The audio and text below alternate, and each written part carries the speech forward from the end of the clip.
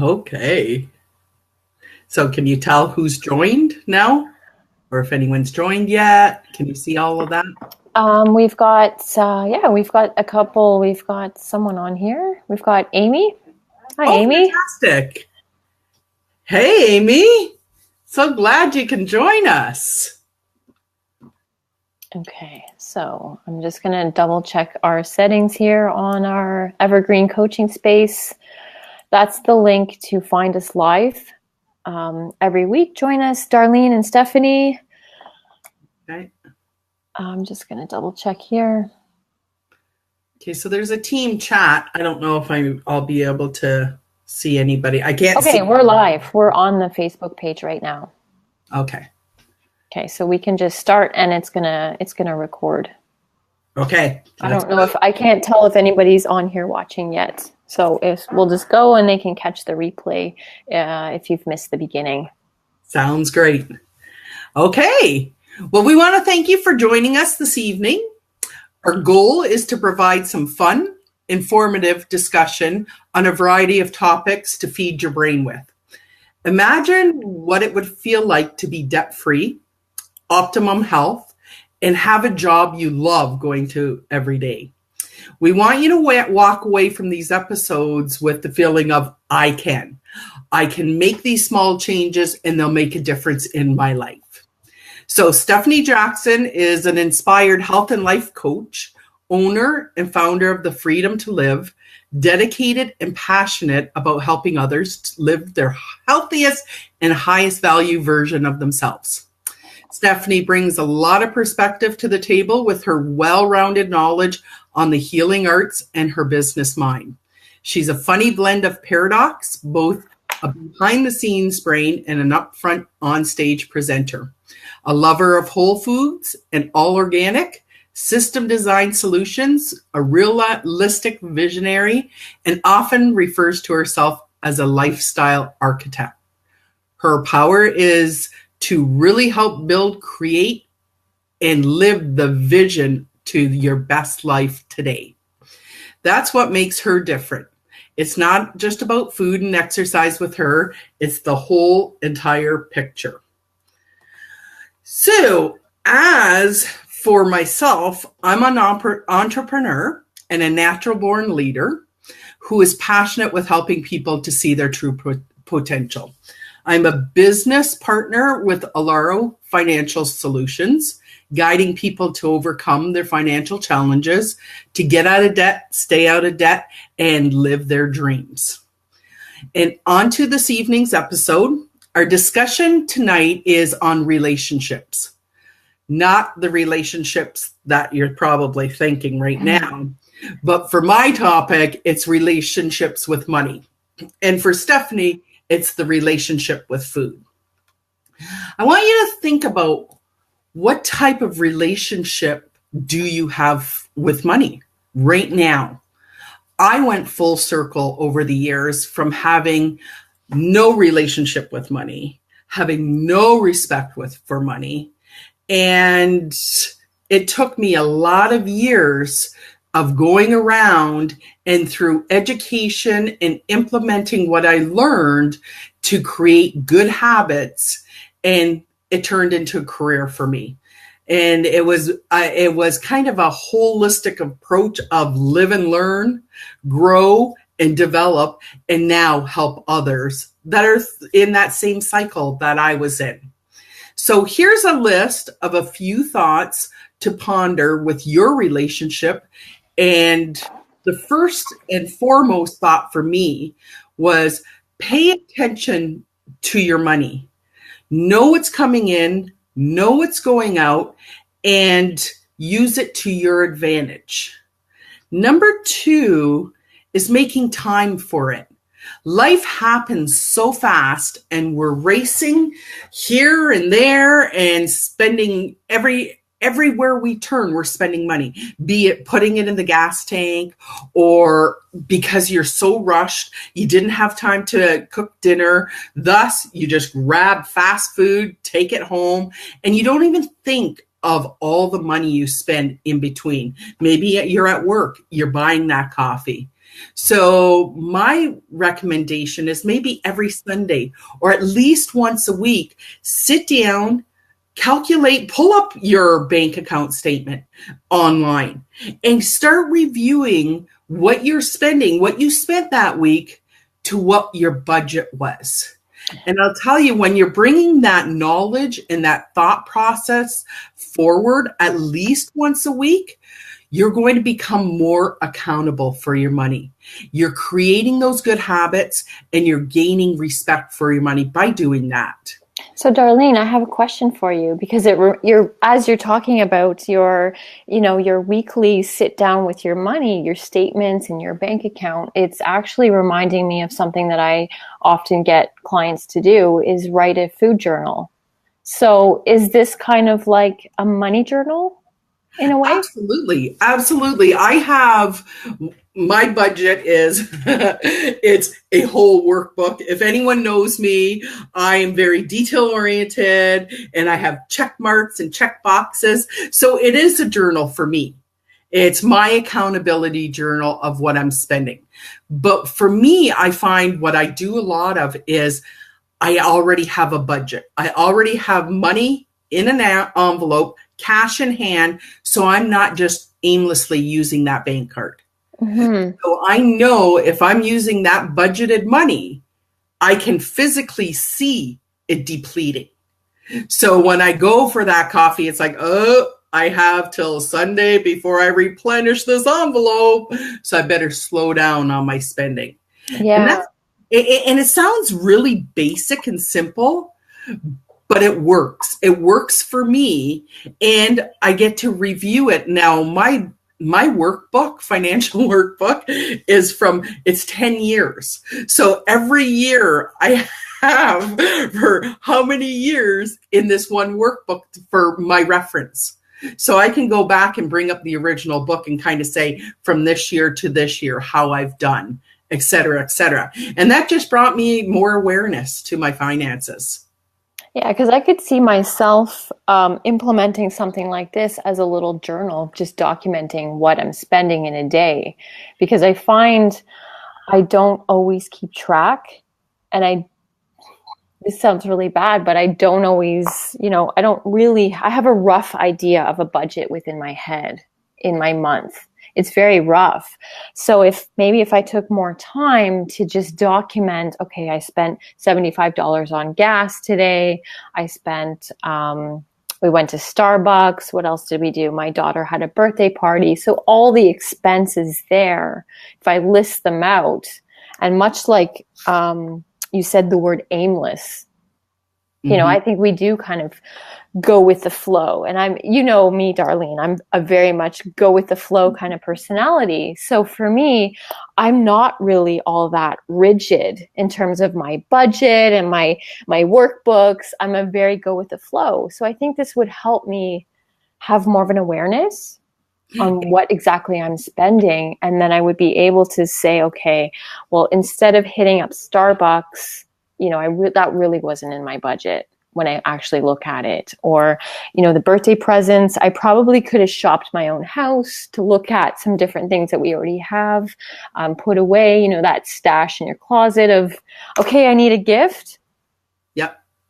Stuff like that. Yeah, it's so funny. And I think that's why we get along. I know. It's like, you're talking and I'm just like, whoa, I'm not on the same page at all. But that's what I love, because I'm with the health, the same thing with the health portion of it. And that's why we accent and we're learning from each other. Are those just those little habits? That's too funny. So I just want to touch on one more pointer. Is next would be prioritizing your money. What are your basic living expenses? What goes into your savings? What goes into your emergency fund? And what are you donating? What are you giving back to your community financially? If you're not at this point yet, what I highly encourage you is to start. The sooner the better off you're going to be to achieve your financial goals. So what I hear so often is, I live paycheck to paycheck and there's nothing extra for anything. And I totally get it, being a single mom for 17 years. I get that point of living paycheck to paycheck. But I encourage you to be honest with yourself. Be honest and lay out a plan. And feel free to send me an email after this broadcast, and I'm more than happy to send you a financial assessment workbook to fill out. And there, in that workbook, in that email, there will be a link to schedule a free 30-minute consultation right in my calendar. So take a look at the workbook, fill in your numbers, and then schedule yourself in for 30 minutes. It's not going to cost you a dime. I can take a look at your numbers, kind of give you a little pointers here and there, what my recommendations would be. And I think that would really help anyone that is not sure where to start or where to go.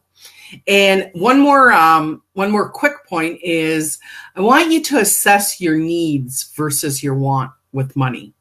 It's crazy because I would say I need a vacation. However, in reality, I know I would want one, but definitely need to pay my monthly bill. Once again, with that financial assessment workbook, it has a page where you can decipher your needs versus your wants, as well as a goal setting page. So again, just shoot me off an email, darlene@alarosolutions.com, and I'm more than happy to forward that to you. And as for a quick summer read, my recommendation is The Richest Man in Babylon by George Clason. And this book, in 3 sentences, I'm going to be quick about it, it's honestly, it would not take more than an hour read for a summer reading list. You save at least 10% of everything you earn, and do not confuse your necessary expenses with your desires. Work hard to improve your skills and ensure a future income, because wealth is the result of a reliable income source. And you cannot arrive at the fullest measure of success until you crush the spirit of procrastination within you. What a good quote that is. That's The Richest Man in Babylon? That's correct. Okay, I'll just write the title here in the comment box for our listeners. Oh, fantastic. Right on. Okay, so you mentioned a few points there about prioritizing your list and your money, and that kind of brings me to that topic on what do you value the most. And I think because some of us, we may have different priorities and different values, and connecting those with money, because you mentioned vacations. Yeah. So again, like, what are your top values and your top priorities? It's very much in sync with that. So if your top values are, for example, travel and vacation and building memories versus stuff, material, then maybe it's just a question of thinking about it and prioritizing your money in that respect.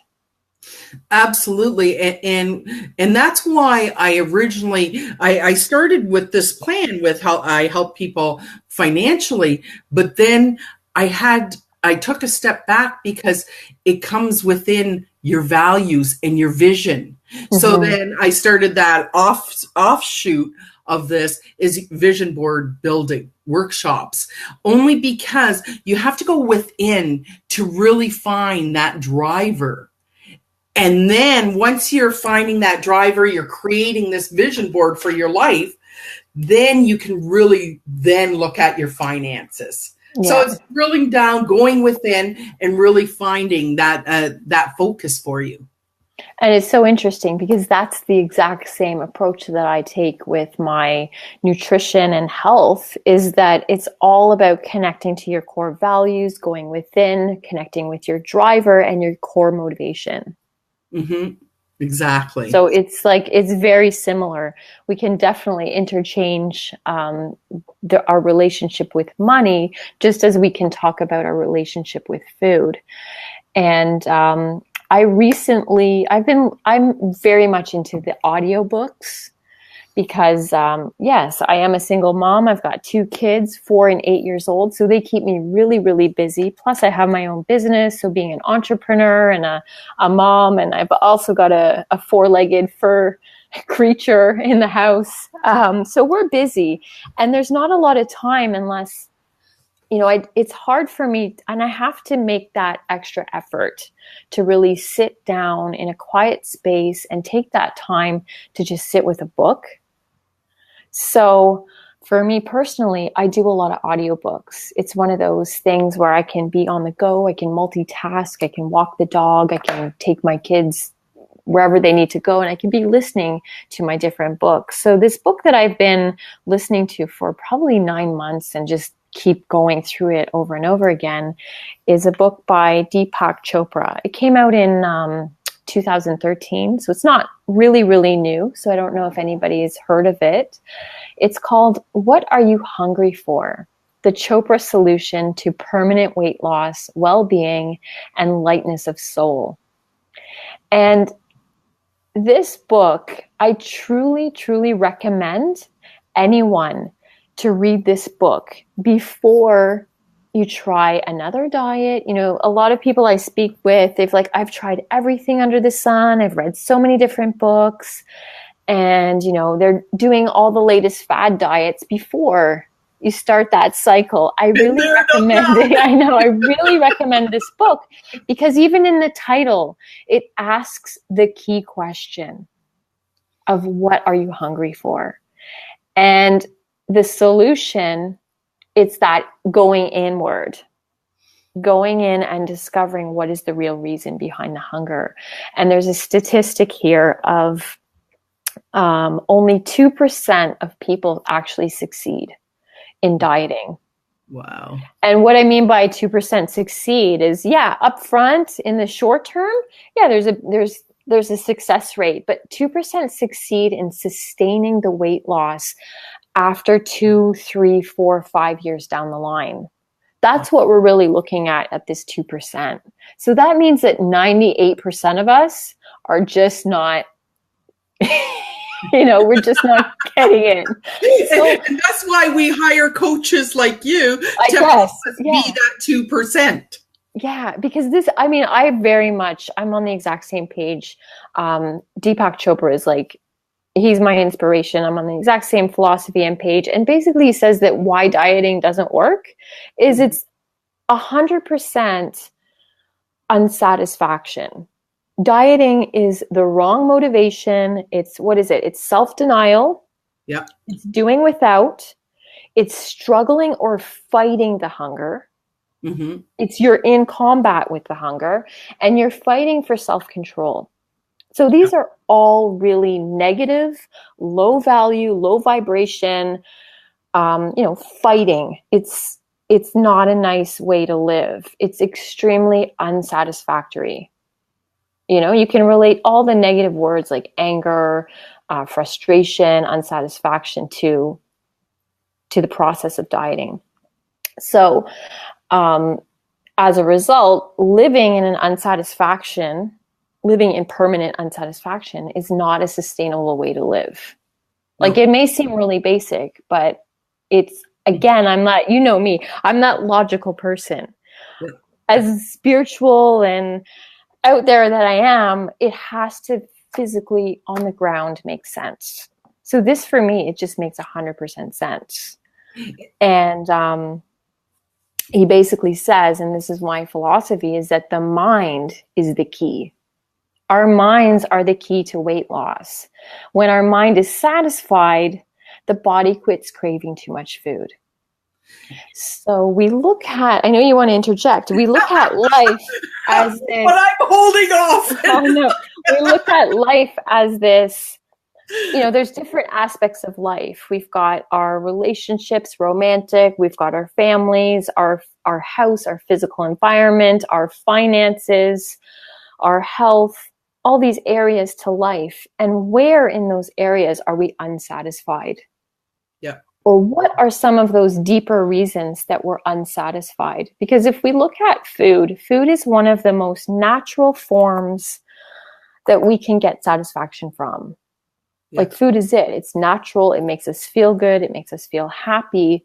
But then there's a point, much like you can compare it to a relationship with money, a relationship to all the different types of relationship and the level of toxicity. Mm-hmm. And in my basic nutritional philosophy is that if we want to be healthy, we've got to get all the toxins out. So my approach is like the whole food, non-toxic, whole foods, basically. Yeah. So getting these toxic foods out of our life, as well as the addiction, because what is addiction? We can have low and high grade forms, which is essentially that short-term fulfillment, long-term pain. So in the short term, whether it's low grade, whether it's just like that one bottle of wine a week, or that one bag of jelly beans a week, it's not going to, it's not a big deal, right? But over time, you can see that on some level, and I can speak to this even personally, because I've been going through a lot in my own life and a lot of ups and downs, where this whole statement of the mind is key. And when the mind is satisfied, the body quits the cravings. Yeah. And I never really understood this until really recently, when you start to kind of get into that whole level fulfillment in your life, where it's like, oh, that's what he means by this. And if I just interject too, is it, and you hit the nail on the head on so many different levels, as in the addiction. I'm addicted to sugar. And I know when I cut sugar out of my diet for a length of time, then I don't even crave it. I don't even think about it. But when I'm in a stress situation, my mind just instantly goes to, oh, well, I need this. And it's like, okay. And I know I'm going to feel really shitty afterwards. Yeah. But it's still that mind is, that compulsion is there thinking, oh my gosh, I'm so stressed. This is happening in my life. That one chocolate, because I love chocolate, that's going to help. And then it gets into that cycle of your self-sabotaging. And this is just an example of one of those triggers. Where for all of us, it can be different forms. So it's about creating, like, you're very aware of what's going to trigger you to overeat or overindulge or go to that food, that source that has the addiction, the sugar, the chocolate, or wherever it might be. Maybe it's, instead of one bottle of wine, it's 3. And some of those triggers can be stress. Busy or distracted at work, you're rushed and on the go, you're in a cycle of not having enough sleep, depressed, lonely. Some of these things can be those triggers in people's lives. Maybe anxious or worried about something, negative thoughts about your body, or just to seek comfort. It's very much that short. I can definitely talk to this, where it's that in the moment, it makes you feel really good, makes you feel really happy. And then the next day, it's like, no, I've got the headache. I wake up with this splitting headache. We had birthday parties all weekend. So, it's like you have that third piece of that third cupcake. And I woke up literally with a splitting headache, and I couldn't get out of bed. It was like I overslept like 3 hours. And I think because when we're in a sleep mode, our body is detoxifying. So my body, because I eat so cleanly, my body was actually, I believe, detoxing. Yeah. So I was just like in a sleep coma. So, it's interesting to look at that. And then, so much of our own stuff, we create the story in our own head. And that's where I work a lot with people in my programs. It's about the story. Yeah. It's our story with money. Yeah. Our story with food. we create all those negative messages right in our own heads, and these stories are then reinforced if we want them to be. Yeah. You know, or you can we say, allow it. yeah, we allow it, and we kind of want it to be reinforced. For example, like, oh, everybody in my family is like this. It's just my genetic. This is the easiest out. You know where I'm going with this. It's so funny because I can tell you, all of us have had this weight challenge in my family. It's hereditary. Or I love the point, you're big boned. No, exactly. Like, everyone in my family is like this. It's my genetics, my mom, my brother, my dad. You know, it's completely out of control, but it's actually one of the biggest and easiest statements we can say. And it's like the biggest out. It's like, I don't have to do anything about it because it runs in the family and there's nothing I can do about it. So you're justifying it to yourself. So you're justifying it and you're like, see, it's true. Yeah. Yeah. And this is like, that's just that story that we create that one. Yeah, it's funny because if I was satisfied, I could live with those stories because I've been told those stories and have told my stories all my life. But you know, I find because I never give up, I'm going to get there, that I don't become complacent to those stories. Yeah. It's like, I haven't reached where I want to be yet. However, I will get there. I'm not giving up. You just have, hey, Brandy, how's it going? We got Brandy online here. Hey, Brandy. So that's it? So that's the book that I've been listening to. And actually for my summer read, I actually have a hard copy book, and maybe I'm deciding to do this for the summer because I've been carrying it around with me for ages. And it's one of those things where I need to set that time. Maybe it's 20 minutes in the morning. And this is another one of those things that, I help people with when they have these kind of monumental goals of even reading a book.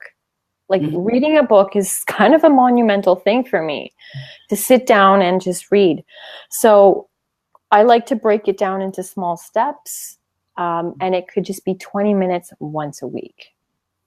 So right? You'd make it so easy. Like, I can read 20 minutes of my book once a week. Nice. Yep.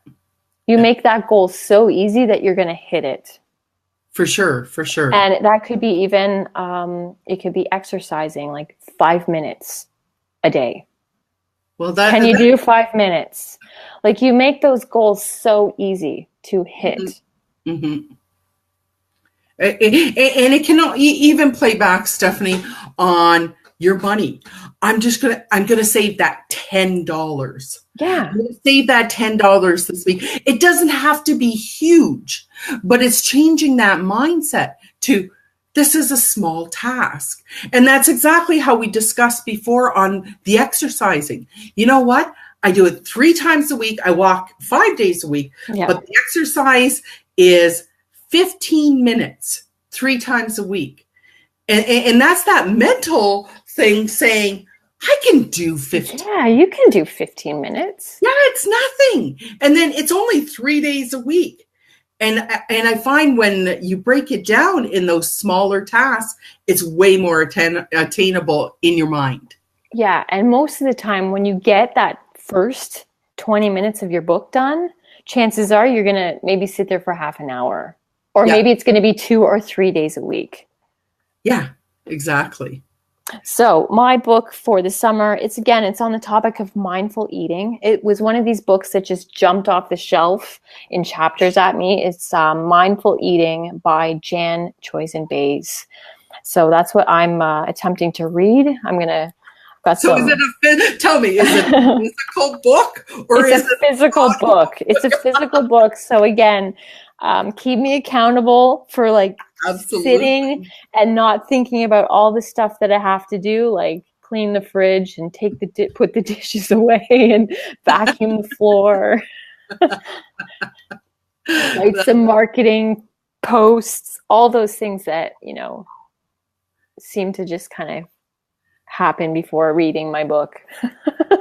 So when you say it's short stints of reading your book for the summer, well, mine on my task list, it's Tools of the Titans. Well, that's why I let you borrow that book. Like, clearly. But it'll take me the summer. That's just me avoiding that book. So it's like, okay, well, that's my summer reading list. If I get it done sooner, that'll be great.